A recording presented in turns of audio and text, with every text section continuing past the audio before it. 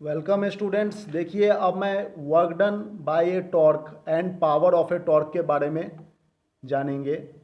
तो work done by a torque कहने का क्या मतलब होता है? इसका फॉर्मूला है work done equal to torque into angular displacement. ठीक है ना।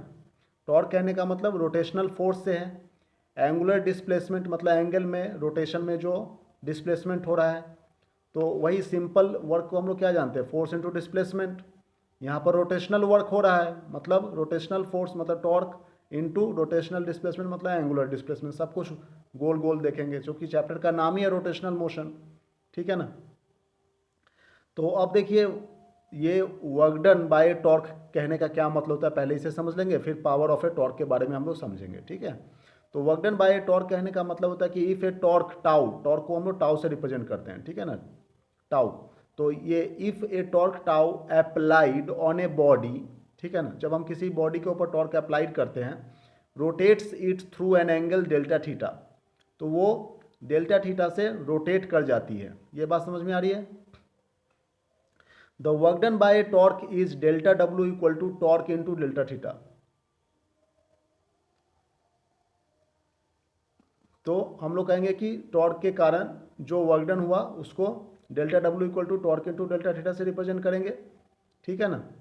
जैसे मान लीजिए ये एक बॉडी है, इसके ऊपर आपने टॉर्क लगा दिया, ये ऐसे घूम घूम जाएगा, ये टॉर्क लगेगा तो ये क्या होगा, ये घूम जाएगा ऐसे। ठीक है ना। बॉडी घूम रहा है, टॉर्क लग रहा है इसलिए घूम रहा है ये। तो मान लो इनिशियल पोजीशन इसकी यहाँ पर थी, अब ये थीटा डिग्री एंगल पर रोटेट करके यहाँ पे आ गई है। ठीक है। तो डेल्टा थीटा यहाँ से यहाँ तक जो डेल्टा थीटा ये मूव की है, तो इसके ऊपर टॉर्क लगा तभी तो ये मूव की। तो delta theta into torque that is equal to work done by a torque. ये बात समझ में आ रही है? ठीक है ना।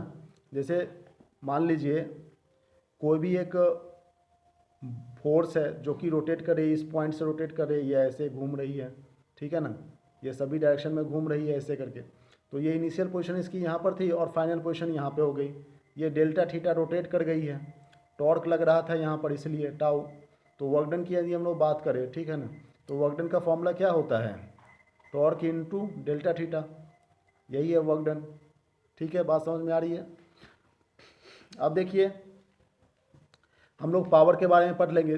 पावर का फॉर्मूला हम लोग क्या जानते हैं, work upon time. Rate of doing work is known as power, है कि नहीं। यहाँ भी रेट मतलब वर्क को टाइम से डिवाइड कर देंगे तो रेट निकल जाएगा।